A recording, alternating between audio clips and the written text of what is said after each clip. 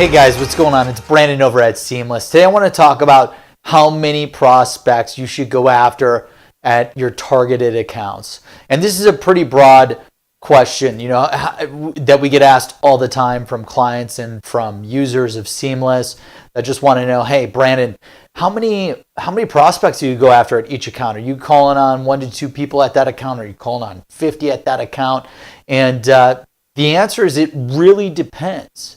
If you're going after a large account and you're selling digital marketing software and you want to target Nike, well, Nike's got 1,277 different marketers, and half of those are digital marketers. So that's a list of 500, 600, 700 people that you then have to quantify and figure out who are the budget holders, who are the decision makers, who are the influencers, and who are the users, those 4 categories: users, influencers, decision makers, and then budget holders. And of course, some of those can be all the above. Someone at an account can be the budget holder, the decision maker, and the user and the influencer. At large accounts, you're going to have multiple people that are filling each of those different roles. So it really depends on the account.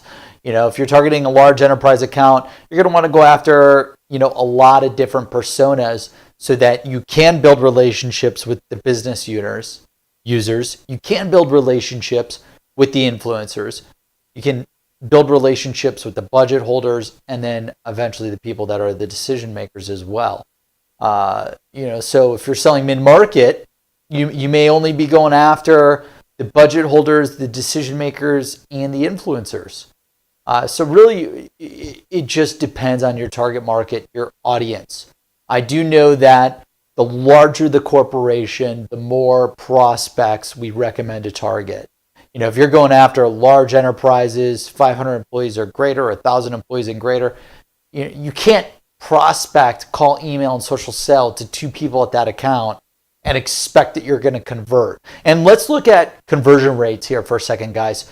From cold prospecting to booked appointment, conversion rates across all the channels are anywhere from 2 to 10% cold. Now, of course, that increases based on the number of touches that you go throughout your sales campaign.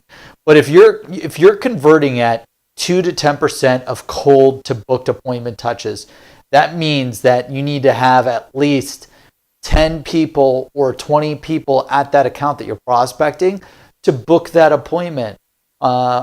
Because if you're converting at a 10% rate and you're trying to sell to eBay, you reach out to 10 people, you'll convert 1.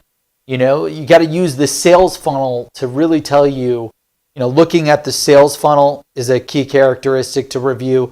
Looking at the size of the account, also looking at how many people match the budget holder, decision maker, influencers, and users.